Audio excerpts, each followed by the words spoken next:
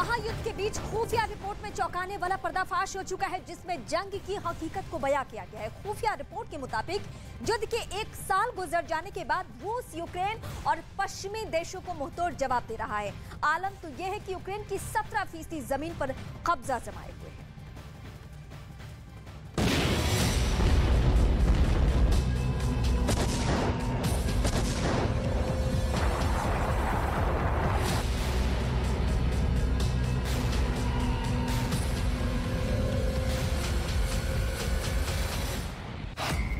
Ukraine में रूस का कब्जा बरकरार।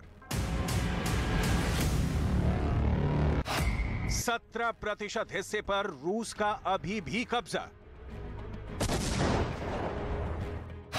खुफिया रिपोर्ट में बड़ा पर्दाफाश।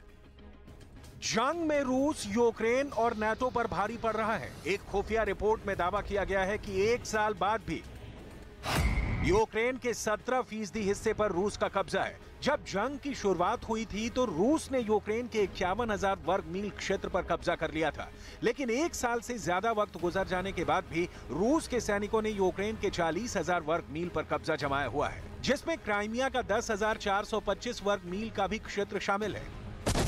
हालांकि पिछली गर्मियों में यूक्रेन ने जवाबी हमले में 11,000 वर्ग मील से ज्यादा हिस्से पर फिर से कब्जा कर लिया। पुतिन किसी भी कीमत पर युद्ध नहीं हारना चाहते, तो ज़ेलेंस्की भी यूक्रेन को बचाने की जंग लड़ रहे हैं और ज़ेलेंस्की ने जल्द क्राइमिया को रूस के कब्जे से मुक्त कराने का दावा किया है। यूक्रेन के सैनिकों ने रूसी सेना को कीव, खेरसोन और खार्किव के बाहर धकेल दिया, लेकिन 400 दिन की जंग के बाद आज हालात ये हो गए हैं कि रूस यूक्रेन के 8 शहरों को बखमूत बनाने पर उतारू है। रूस ज़ापोरिज़िया, बखमूत, अवदीविका जैसे क्षेत्र पर ध्यान केंद्रित कर रहा है। ज़ेलेंस्की भारी नुकसान के बावजूद अपनी सेना को बखमूत की लड़ाई में झोंकते हुए रूस की सेना को कड़ी टक्कर दे रहे हैं। वहीं रूस का वैगनर ग्रुप बखमूत में तांडव मचाया हुआ है और यूक्रेन को नाटो और पश्चिमी देशों से बेहद घातक और एडवांस हथियार मिल रहे हैं। ऐसे वक्त में रूस की टैंक आर्मी पूर्वी यूक्रेन में जबरदस्त तांडव मचा रही है। रूस के पास 12,566 टैंक, 1,51,641 बख्तरबंद गाड़ियां, 6,575 स्वचालित बंदूकें और 3,887 मोबाइल रॉकेट लॉन्चर हैं। उधर पश्चिमी मीडिया ने दावा किया है कि ज़ेलेंस्की को जिस हथियार की सबसे ज्यादा जरूरत थी वो यूक्रेन पहुंचना शुरू हो गए हैं। नॉर्वे ने यूक्रेन को जर्मनी के बने 8 लेपर्ड 2 टैंक दिए हैं।